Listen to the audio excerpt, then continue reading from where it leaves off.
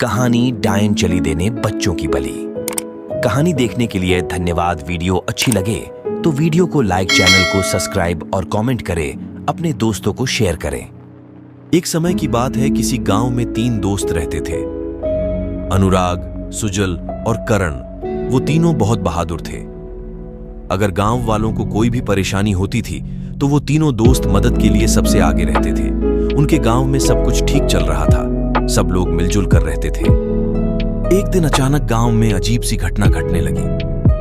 गांव के बच्चे एक एक करके गायब होने लगे, जो कि एक चिंता का विषय था। इसलिए सभी गांव वाले गांव के चौपाल पर इकट्ठा हुए और इस समस्या के समाधान के लिए बात करने लगे।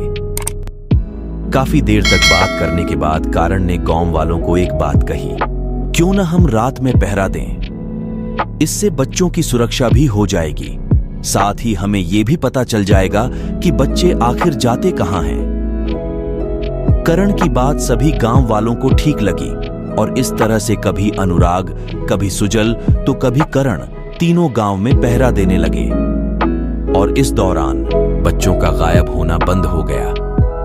एक दिन सरपंच ने सभी गांव वालों को बुलाया और कहा, जब से हमने अपने गांव में पहरेदारी करना शुरू किया तब से गांव के बच्चे कहीं नहीं जा रहे।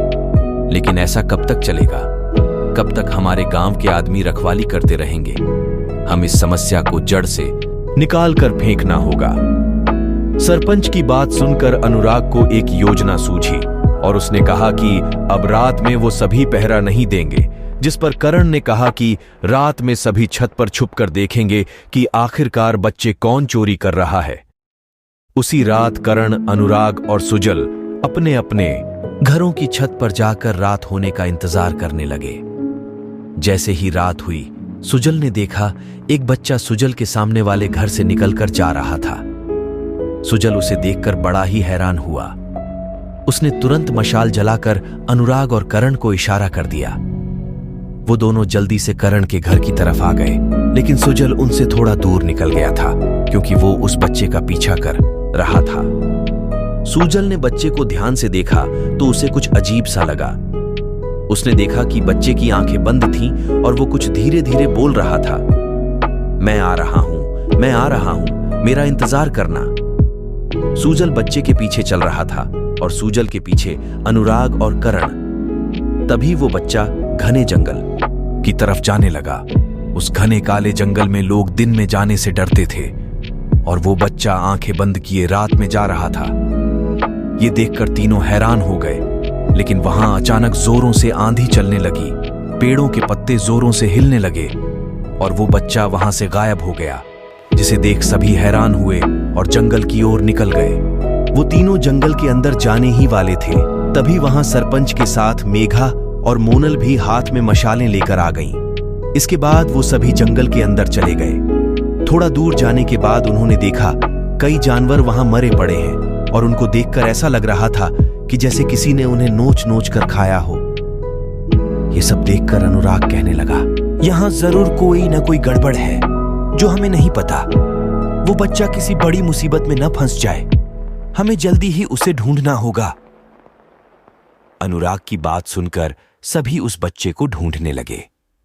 अब वो सभी जंगल के बिल्कुल बीचों बीच पहुंच गए थे और बहुत थक भी चुके थे। वो एक जगह रुके। तभी मेघा को कोई किसी मंत्र की आवाज सुनाई दी। मेघा के ऐसे कहते ही सभी चुपचाप आवाज सुनने लगे। तभी उन सभी को भी वहां पर मंत्र पढ़ने की आवाज सुनाई दी।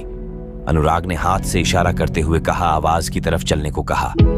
सभी आवाज की तरफ बढ़े तो जो उन्होंने देखा उसे देखकर उन सबके होश उड़ गए। वहां पर एक जगह आग जल रही थी, उसके चारों ओर वो बच्चे बैठे हुए थे जो गांव से गायब थे और वो बच्चा भी जिसके पीछा अनुराग, सुजल और करण कर रहे थे। वो सभी बच्चे आंख बंद करके बैठे थे और हर बच्चे के आगे एक पौधा लगा हुआ था। ऐसा लग रहा था जैसे उसको किसी ने अपने वश में कर लिया हो। वहां पर एक डायन, जो दिखने में बहुत भयानक थी, बच्चों के चारों ओर चक्कर लगा रही थी। उसके हाथ में एक खून भरा प्याला भी था और वो मंत्र पढ़ पढ़कर बच्चों के ऊपर खून डाल रही थी। सभी उस डायन के पास जाकर खड़े हो गए और करण गुस्से से बोला, कौन हो तुम और इन बच्चों से क्या चाहती हो? डायन, पहले ये बताओ तुम कौन हो और यहाँ क्यों आए हो?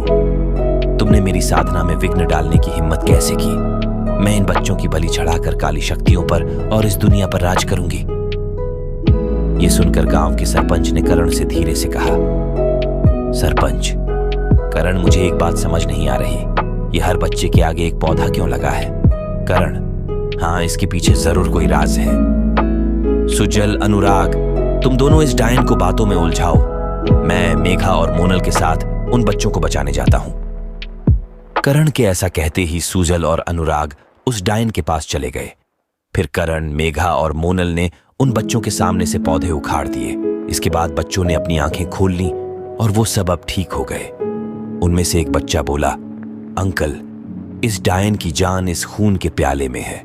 इस प्याले को आग में डालने से ये मर जाएगी। करण ने मेघा, सरपंच और मोनल से उन बच्चों को वहां से ले जाने के लिए कहा और अब करण, अनुराग और सुजल अकेले ही उस डायन से लड़ रहे थे। डायन तीनों में से किसी को भी खून के प्याले के पास नहीं जाने दे रही थी, लेकिन फिर भी अनुराग ने जल्दी से खून का प्याला उठा लिया और उस खून भरे प्याले को आग में डाल दिया। जैसे ही वो खून भला प्याला आग में गया, डायन चिल्लाने लगी। अब डायन पूरी तरह से जलकर राख हो चुकी थी। तीनों दोस्त गांव की तरफ लौट गए। गांव के सभी लोग अपने बच्चों को देखकर बहुत खुश हुए और उन्होंने अनुराग, करण और सुजल को धन्यवाद किया। अब वो तीनों गांव के हीरो बन चुके थे।